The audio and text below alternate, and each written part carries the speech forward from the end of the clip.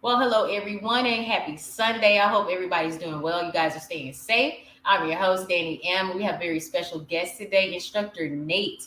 For people who have never seen this show, this is the Sisters Talk podcast. Make sure you like, comment, subscribe, tag your friends, okay? This is a very heavy topic that we're going to talk about today. Instructor Nate, can you please let everybody know who you are? Yes, I'm Nate. I'm Nathan. I'm out of Houston, Texas. I've been living here probably 23 some odd years.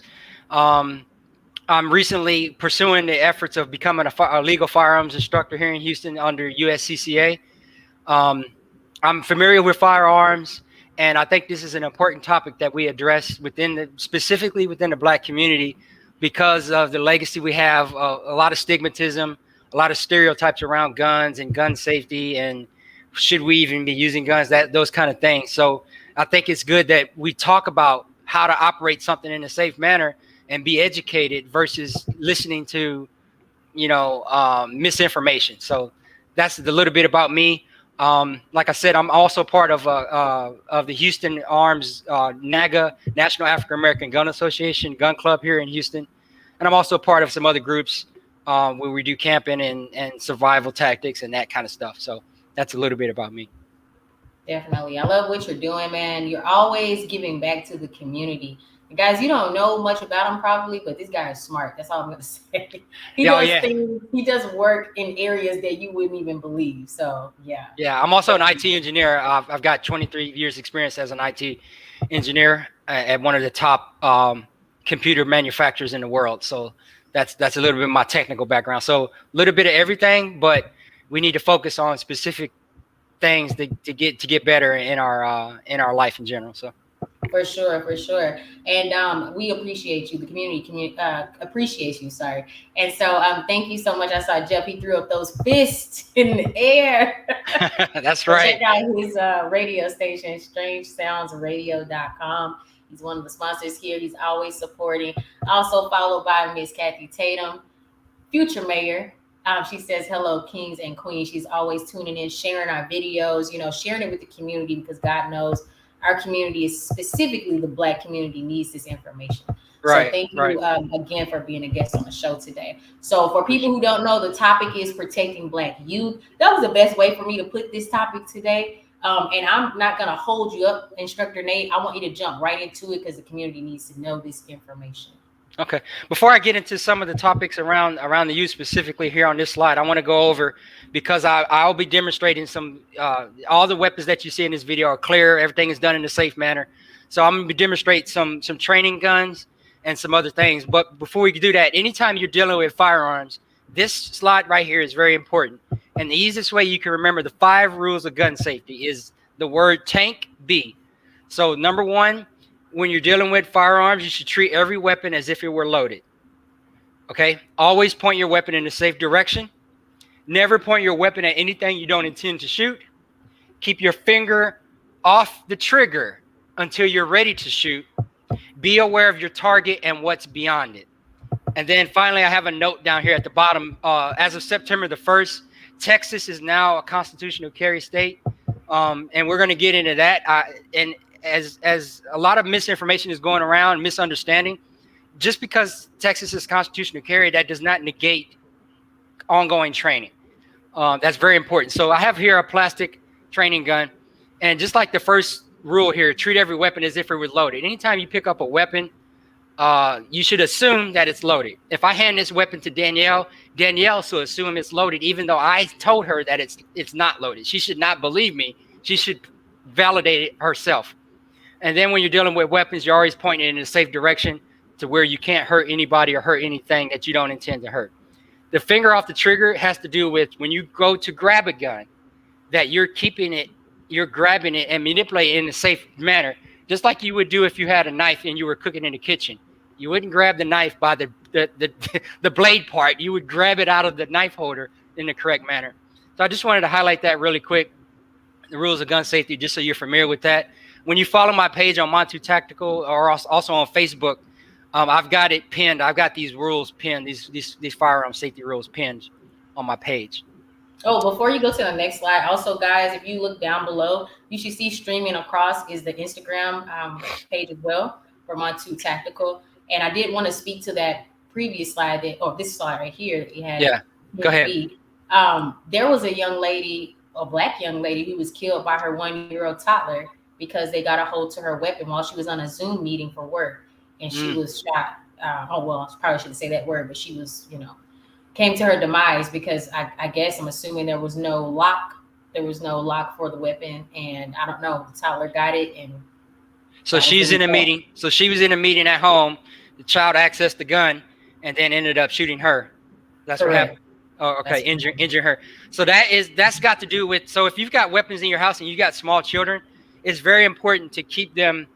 To train your kids. So I'm gonna give you an example. My granddaughter is 5 years old. Literally yesterday, I was training with her with this plastic gun to show her how to grab the gun, showing her the difference between a plastic gun. This weapon is a real gun here. This is clear. There's no weapons. There's no magazine. It's clear. But showing her the difference between a real gun and a toy gun so that she understands. That's very important because the number one problem too is a lot of parents may not have safes. If you're in your house, if you got small kids, you want to obviously keep it up in somewhere high where they can't access it. You might even consider, they've got like little wall mounts that you can mount to the wall. You could potentially mount it to the wall up to a point where they can't reach it, those kind of things, or just keep it in the safe. That's kind of a personal decision you have to think about, because what you need to understand is if she was on that Zoom meeting, and that gun was in a safe space, whether in a safe or maybe it was unloaded, but it was on there, the safety switch was on, that kind of thing, or it was loaded but without a round being chambered. I don't suggest that you carry a gun without the round being chambered, because you have basically 3 seconds, 3 feet, and 3 shots when a threat is coming your way. But to deal with that specific issue, make sure you have a gun safe. Make sure that you teach your kids the difference when you bring a gun into your house. Don't make it a taboo thing. If you make it a taboo thing, they're going to go and pursue it because they're seeing these things in cartoons. They see guns. You can be the nicest cartoon in the world, but sometimes those cartoons will show guns. Kids are not stupid. They know what a gun is. They don't know what a real gun is. So that's where you come in as a parent. You have to teach them the difference between a real gun and a toy gun. So for example, here's another. This is an airsoft gun. It takes not metal BBs, sort of plastic BBs. You could buy this in Academy today for like $40, and it has what looks like a real magazine, but this is actually plastic. This is all plastic. But if you use this can help teach your kids how to properly holster a gun, what is a sling, what is a magazine, how do you maintain safe direction, just like we see in the slide, maintaining safety. If you do those things at an early enough age, it now does not become taboo, and you can potentially avoid those situations. Wow. Okay. It can definitely save lives. Thank you for that. Yeah. The next point here is, what can I do to train my kids? So let me just a little bit of background about me. And the reason why I want to go a little bit of my background, because I want to show a pattern that we see in the Black community. So I grew up in St. Louis, Missouri. If y'all are not familiar with St. Louis, Missouri, it's very dangerous. There's a lot of crime, but there's a lot of good people in St. Louis. There's a lot of good economic things in St. Louis. But growing up, I had zero parental training on firearms. My stepdad I don't know what it was because I was like 12 at the time, but he had like what was a revolver. It looked like a 38. It was pretty long and big. And he, not once did he show me, here's what a weapon is, here's how it looks, let's go to the gun range. Matter of fact, I can't tell you of one gun range growing up in St. Louis that I knew about. I'm talking in the inner city. Now you compare that, inner city Black youth, compare that to other demographics. Other demographics, and we're going to say it, other demographics in Caucasian, white community, other communities, they bring up their kids on how to hunt, how to shoot with a 22, all these things. For some reason, I think if we take a step back as a community, even in the inner city, I know a lot of people in law enforcement, a lot of people in other groups, they don't agree that inner cities should have guns, but I think that's part of the problem. That narrative needs to change. the inner city should have proper gun safety training. How about that? How about we have adults that are mentors to these young kids in these areas? And I'm not talking about law enforcement. I'm not talking about law enforcement coming in and showing you a gun. You know what I mean? That's not training. I'm talking about you physically sitting down with them, showing the how to properly hold a gun, how to properly load a magazine, how to properly, gun safety, how to zero your gun, all these sort of principles so that you can avoid problems. And the reason I want to give this example about St. Louis, I actually snuck into his drawer one day and took the gun because and hid it in the backyard because I was mad at something I was dealing with at school from being bullied. Now, when we hear about shootings and all these things happen with shootings at schools, right? I could have been involved in a school shooting at 12, but in my mind, I knew it's not right to do this with this gun because at a minimum, I knew that this gun was dangerous and you could kill somebody with it. But I was so mad from the bullying that it affected me to the point that I had took his gun out and hid it. And when I went to school, Danielle, the police thought I brought the gun to school, which I didn't. And they actually came to the school and was like, hey, where's this gun? I told them the story about, me being bullied and all these things. But long story short is, what if I had some sort of training at an earlier age? Would I have been more aware of the danger of that and maybe having a little bit better discipline or self-control or self-defense? Another problem we have at an early age, we're not teaching our kids at an early age. My humble opinion, I would start with toy guns that you can buy right now. This is like $20 on Amazon. This airsoft gun is like $40 on Academy. You could go to Academy right now and buy this. And it shoots, you don't have to put these little plastic beads in it. But the point is, you can start introducing your kids in a safe way to firearms. And you could start at 5. Other communities start their kids younger than that, shooting small 22 guns and that kind of thing. We also want to consider teaching our kids discipline. And I don't mean just, spanking and that kind of thing. I mean like self-control, fighting, jiu-jitsu, martial arts, that kind of stuff. And what that will do is, especially for boys, that can help them get out some of their frustration, especially for girls, because women are the number one attack group of crime, robbery, bullying, rape. These are real things. And if you were to help your daughters at a younger age on how to fight jiu-jitsu, how to, be under control. So if somebody's attacking you, that you give them a warning, and now you're coming with the fist, or you're coming in a way to defend yourself. Is there an option to run if that's a kid? If there's not an option and you're painted into a corner, then you need to fight. So those are the kind of things that I would suggest for kids. And then a couple final points. We want to get our kids involved in camping, hunting, fishing, and ruck walks. So ruck walk is when you take, like, for example, this pack I have here, this is about 40 pounds. This is a camping backpack. Buy your kids a camping backpack, put some weight in it for their size, of course, like maybe 5 pounds and just stuff that's heavy to them, and have them walk with you to do walks. And this is going to condition their body. So, you oftentimes you hear about bug out bags.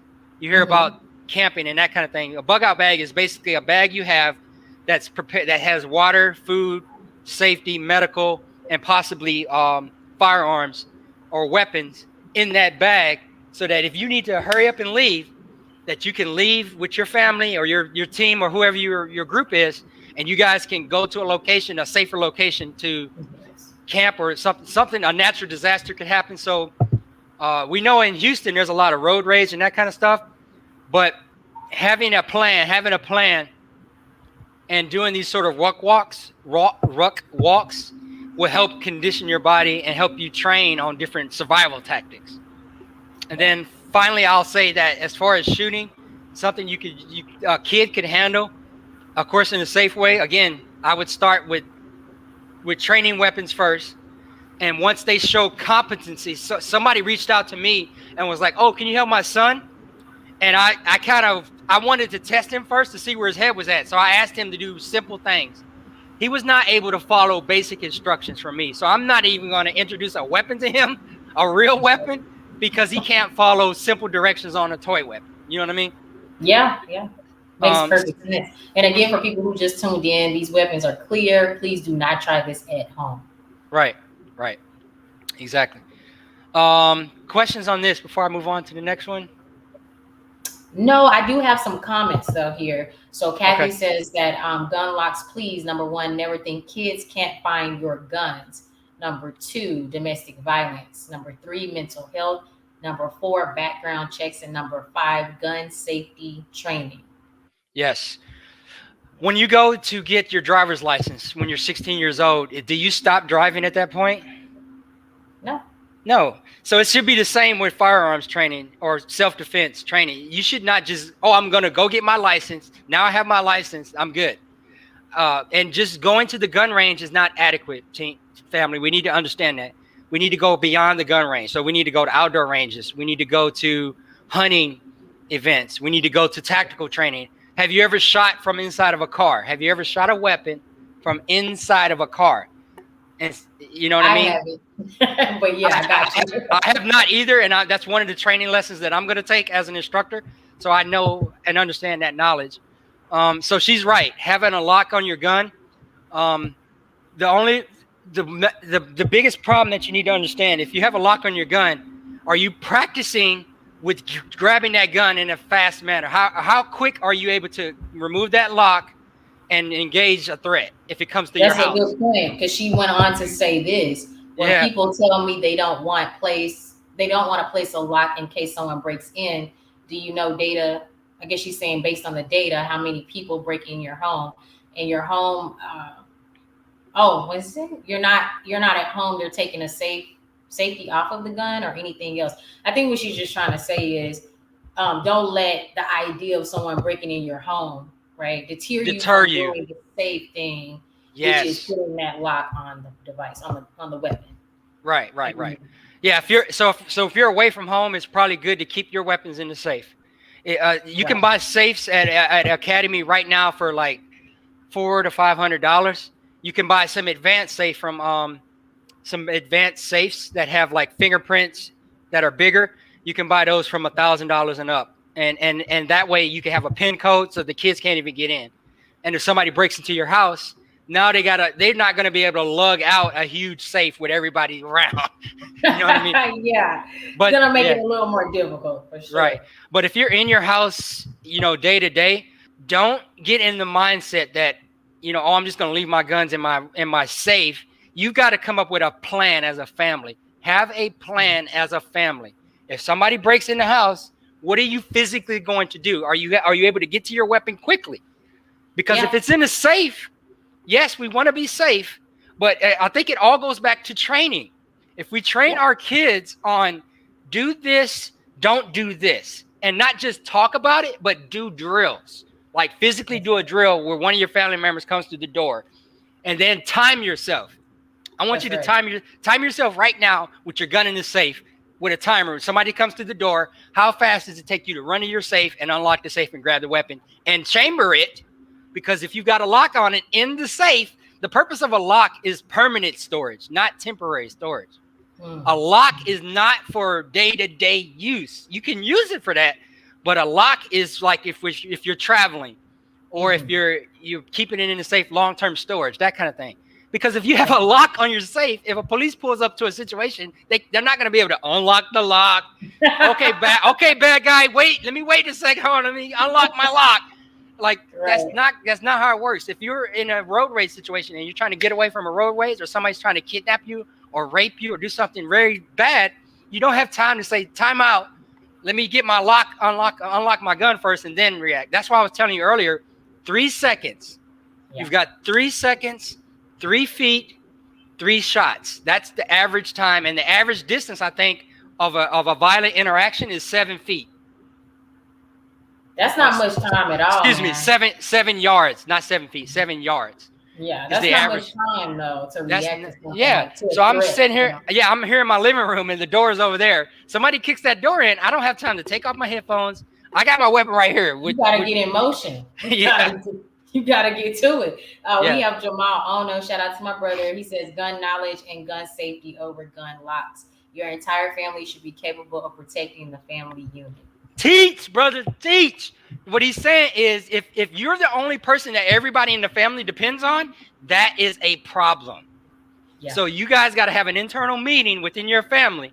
And if anybody is anti-gun, or you got to work that out, because you are the first responder. Understand that. The police are available, but they're not the first responder. You are the first responder. That's right. If you're in a car, somebody comes to that door, the police are coming 10 minutes later, 5 minutes later, at best.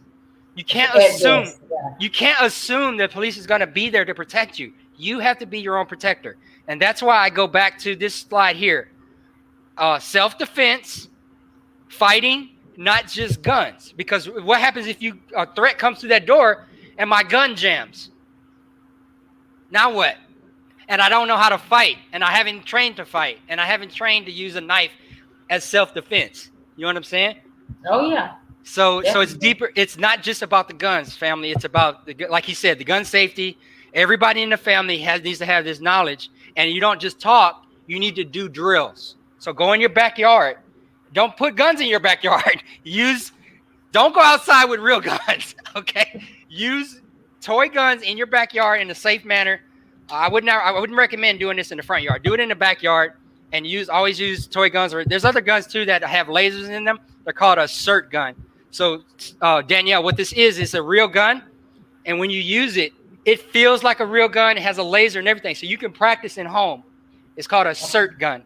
You can use that to practice within your house in a safe manner, and you can use that laser gun. It's just a laser that fires on anything you point at. And then you can use that to help your kids understand this is what a gun feels like. I think if you explain to your kids a bow and arrow concept, when I pull this bow and arrow and it shoots into that, they understand that concept at a certain age of being hurt. Right. So just explain to them, this can hurt you to the point where you can go to sleep. You know, I don't know how you want to word that, but you need to explain that. You need to explain that somehow. To your kids. That was probably the nicest way to put it. This is going to make you go to sleep potentially, so be careful with this. It's so cringy, but hey, it's a necessary topic. Yeah. It says, I've trained with an NRA trainer. It's still a 6-month waiting period to get called by an investigator from NYPD. So what does he mean? What does he mean? With an incident? Yeah. Oh, right. Okay. Oh, yeah. So I like Texas. When you apply for a pistol permit. Sorry. Oh, he's in New York. Okay. Yeah, that's another thing too. I want to bring up before we close so we don't forget about that. Please buy firearm insurance. What I mean by that, you have car insurance, yes? Right. Okay. You get in an accident. Home insurance, car insurance, all these insurances. All the above. Correct. Yep. So you need firearm insurance, and here's why. If you get into an incident, it doesn't matter if you were if you were justified or not. It's irrelevant. Whether you were on a road rage situation involved with the police, whatever the circumstances was, home invasion, you are going to be potentially sued in civil court and potentially criminal court. And the firearms insurance will automatically include up to $300,000 or $500,000 of legal fees. So you're not on GoFundMe trying to raise GoFundMe for your legal fees. That's very important. Not the GoFundMe. Don't do GoFundMe like that, but I got you. So USCCA is the insurance that you can use. USCCA, which is United States Concealed Carry Association. And then the other group you can do is Legal Shield. Legal Shield. Legal Shield has more than firearms insurance. They have legal advice too and some other benefits. Then you have, I think, Texas Law Shield. Those are like the big ones. There's some other ones out there, but I have USCCA and Legal Shield. So I'm covered. If anything happens, you're not going to have to worry about a GoFundMe. And that's something that we don't even think about, right? We don't think about that. Yeah. Get that. And family, that insurance for USCCA is about $20 a month. Think about the Netflix subscription. Okay? You pay $20 to eat out like easy. You know what I mean? Yeah. How much is it worth to you to have a legal representation and not have to worry about your legal fees? Right now, somebody's dealing with a legal situation and they're having difficulty raising money. Every time somebody in the Black community goes through something, we end up like not supporting each other. So you got to cover your bases and make sure you have that insurance. That's right. The other thing I would suggest too, if you're new to firearms or you want to learn more about ask questions. Go online and go to these Facebook groups that you see right here. Black Guns Only. I'm an admin in this group. I'm a member of Black Gun Owners Association, DFW, which is out of Dallas. Black Survivalist is very important. If you're learning about camping, rucking, how to start a fire, how to prep your water. So if you got water supplies and you need to clean your water, right now, if a meteor hit Houston, do you have a plan on where to get water from?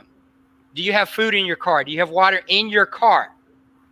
Those are kind of things you can learn at Black Survivalist and ask questions. The other big one here is the Harriet Tubman Survival Academy. There's a lot of smart people over here too that have that give free advice on a lot of different topics. Nice. Okay, the rest of these are just kind of like firearm safety. So as part of my instruction, I'll be doing these kind of things. So you see the gentleman in the video here, he's handling the firearm, but look at the direction he's pointing in. Yeah. Remember the rules of gun safety? If we're pointing our weapon in the safe direction, this will never happen. If he's pointing it down this way, he avoids the potential of hurting somebody else. That's right. Keeping your finger off the trigger. Your finger should be like this when you pick up a gun every single time. When I go to grab a gun. I think that first X with the man holding the finger on the trigger is our biggest problem. You see a lot of Instagram videos with a lot of these young brothers out here. They're doing this with, and one guy shot himself. You may have seen an Instagram video. It's very disturbing.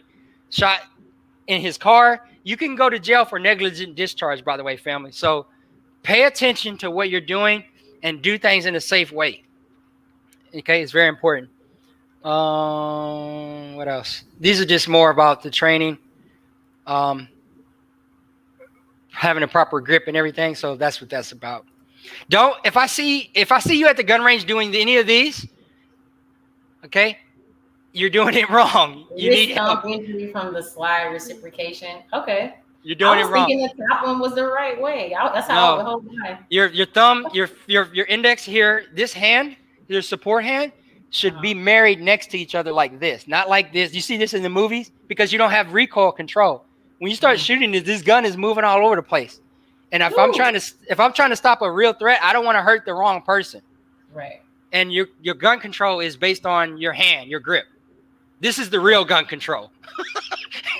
Your grip. Okay. So this is part of the things that we go over in the training classes at Montutactical. If you go through other firearms trainers, they need to be teaching you the proper grip, the proper alignment. Just like a bow and arrow. When you shoot a bow and arrow, it needs to line up a certain way. Right. So these are all part of the training that you need to get. So once you have this training, now it's you going home and practicing that on a regular basis. I love that. Wow. I've learned so much in like the last 30 minutes. Jeff says you should see the DEA instructor that shot himself in the thigh in the classroom. Wow. Yeah. If he's giving demonstrations, you should use really a CERT gun or a plastic gun like this. And that's a good example. That guy was a DEA officer. It doesn't matter your skill level. I'm in the military. I was a 23-year Marine. That's all cute.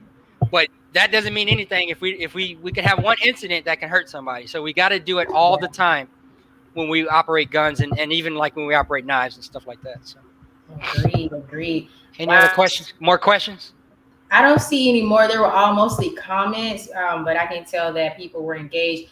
The most thing that I can add to what you've already talked about is, guys, please keep in mind if you have small children of any kind who are not familiar with, guns or training, keep the safety locks on. Like at bare minimum, I would request, and I'm not an instructor. I'm not a certified instructor at all, but I'm just saying from common sense purposes, we want to protect everyone that's inside the home.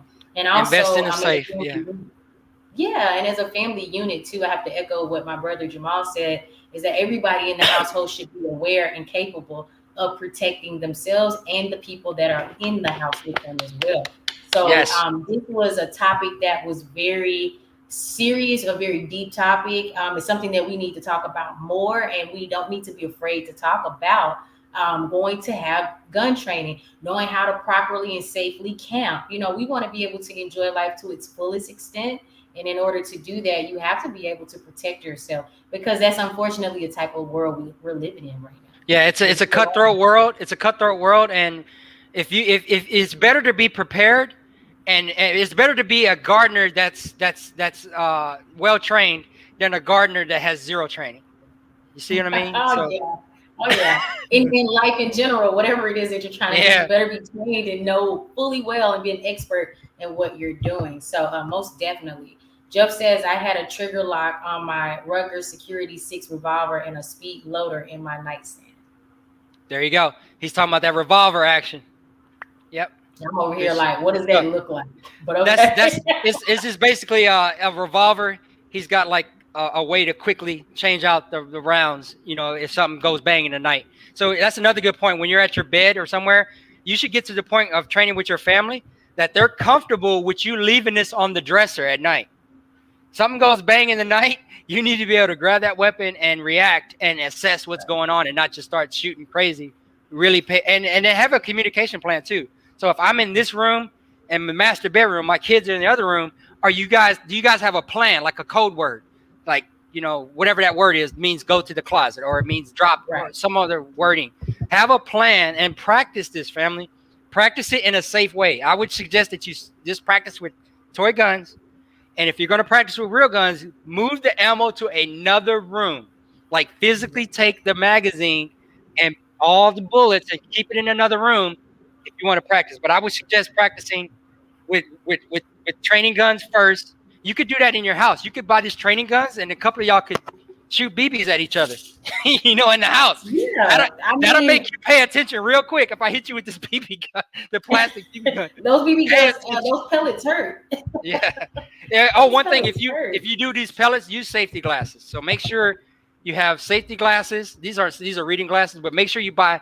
If you go to a gun range, buy safety glasses. Buy good hearing protection. Okay, buy good gear. Don't buy crap gear, family. Make sure you have adequate gear. Focus on a budget specifically for firearms gear, training, and the hardware that goes along with it. Most definitely. Like, guys, you have to take your protection seriously. And just like you said earlier, Nate, I like your honesty, right? Your transparency. You said the cops are gonna be there 10 minutes after at most, and I'm at best. And I'm like, man, that is at best, because you hear some of these horror stories of the cops showing up 30 minutes after everything has already gone down, you know? Just put in your mind, you are the first responder. So if you're 12-year-old, if it doesn't matter if your 12-year-old daughter, she should learn how to shoot. Don't make this all on the men. Men, you need to step up, black men. I'm going to look in you right in your face. Black men, you need to step up. Okay? But everybody in the family, like the brother said earlier, everybody in the family needs to have equal level of skill. It's possible, family. Don't assume because you're new to guns. Get over it. Once you get over that fear and that knowledge gap, it will come naturally. Trust me, just like riding a bicycle, and you'll be confident. So when you go to a gas station, hey, we're at open carry now. So when I go to the gas station, you might look at me weird, but I'm out here with my gun pumping my gas. And you know what? Some people will look at you weird because it's not comfortable with everybody, right? This topic is not even comfortable for everybody, but you know, we just have to talk about the things that make us uncomfortable. For what? To promote growth. Don't make this taboo. Don't make the reason why we have these incidents in the inner city and all these things with kids on Instagram shooting themselves is because we're not talking about it as parents. We must wake up and do this. If you're a single mom, reach out to somebody that's a brother, that's an instructor. Reach out to me, reach out to somebody. And if it's not me, I have a lot of network of people that I know that are firearms instructors. I got people that I know that are black firearms dealers, legal firearms dealers, FFL dealers. I got people that I know that are instructors, USCCA instructors, tactical instructors, all levels. So and he really does mean that, guys. Like, this is we're talking surface here. So we're not even getting deep. Yeah, it's deeper than this. It goes much deeper. So Nate, oh my God, dude, like, I really appreciate every single thing that you're doing for the community. Would you like to shout out? Well, I'll wait until I have you on next time. But you're doing a lot. That's why I'll just leave it like that. You're doing a lot for the community. And I mean, it's something that you don't see a lot of other people. Some of us who have these platforms that are much larger, they're not reciprocating this very necessary information. So if you're one of those platforms, you have over 10K followers, grab this video, share it, dice it up, do whatever you need to do. The point of Sisters Talk Podcast is to share this good information, informative information that's going to either save your life or protect somebody else's with the community, because you can't help yourself if you don't know the information is available to you at your fingertips. And you have someone like Instructor Nate, make sure you go to his Instagram page, go to Montutactical on IG. You can find him there, follow him, message him if you have questions, you want to sign up for some training courses, do it. Don't think about it. Literally just do it, right? Because we'll always look back and say, man, I wish I would have did this. Man, I could have done this, but I waited. I was scared. Don't allow fear to hinder you from your growth. Yeah, that's a big deal, because fear, a lot of women have dealt with, like somebody was talking about, domestic violence, and you might be really traumatized over that. It could be a man too. So deal with the domestic violence situation. Seek counseling first before you get involved with firearms training. Don't do this out of anger or out of fear. Get past your fear first. And because I can't help you with your fear. I can help you with what you need to do with the firearm to help you get past that fear, but I can't help you with your domestic violence situation and that stuff. So correct. Yes. So Nate, I'm gonna take you off the stream temporarily. Okay. I'm gonna talk to you behind the scenes. Is there any final last words that you would like to give to the audience? No, I appreciate your time. Y'all need to really focus on Sister Talks podcast. She does a good job with various topics. I'm really impressed. The sister has come a long way. We used to work together before, almost a decade ago at another company. So I'm familiar with her. She's doing good work in the community too. You really need to pay attention to her. As far as I'm concerned, continue to do things in a safe way. Continue to get training. Keep your kids educated. Keep yourself educated. And by all means, just have the mindset of staying ready and staying hard, staying dangerous, but doing it in a safe way. Love it. Thank you so much for sharing all of this great content with us. And I'll be right back. Give me just one moment to talk to the audience. All right. All right, guys. So I'm doing a little lag time right now. I don't know what's going on with my internet, but I want to thank you guys for tuning into today's show. Guys, in case you are just tuning in, that was Instructor Nate. We talked about the topic of protecting the Black youth. So make sure you go to his IG. You can see it streaming across the site right now. Make sure you go to his IG page, go follow him, message him if you have any questions about what we talked about on the show today. And let me read some more comments here. So Kathy says, great show from National Fellow every town, gun safety moms demand action, collaborating voices foundation. Great show. Thank you. So thank you guys. I have to thank you guys so many different times, because you guys not only tune in, but you guys share this. You share the content with other people and different people in our community, and that's what matters. Now, even though today's show focuses directly for the Black youth, of course, all this information applies to all people of all races, of all colors, but it's very essential that we get this type of information into those Black communities that need it, because we know as a collective, as a country, as a whole, the Black community has been so deprived of so many different resources, so much valuable information, and a lot of which we've had to research and find out for ourselves. So we definitely want to keep the content going. We want to keep people like Nate, people like so many great others that we've had on our show, continue to allow their voices to be heard. That's the whole purpose of the Sisters Talk podcast. Now we're going to have Arthur Frank Jordan. For people who are religious watchers of the Sisters Talk podcast, you guys already know who he is. He's going to come onto the show this week to talk a little bit more about the vaccinations. That's been like the biggest talk, right? You get flagged on Facebook for talking about this type of thing. You get flagged on IG and they slap the CDC on there. But we're going to talk about it. We're going to talk about open dialogue. We're going to get your opinions about the vaccine. Did you take it? Did you not? Is it none of our business? Because in my opinion, it's none of my business, right? Because I'm not going to get on here and start talking about whether or not I'm taking it, because it's none of your business.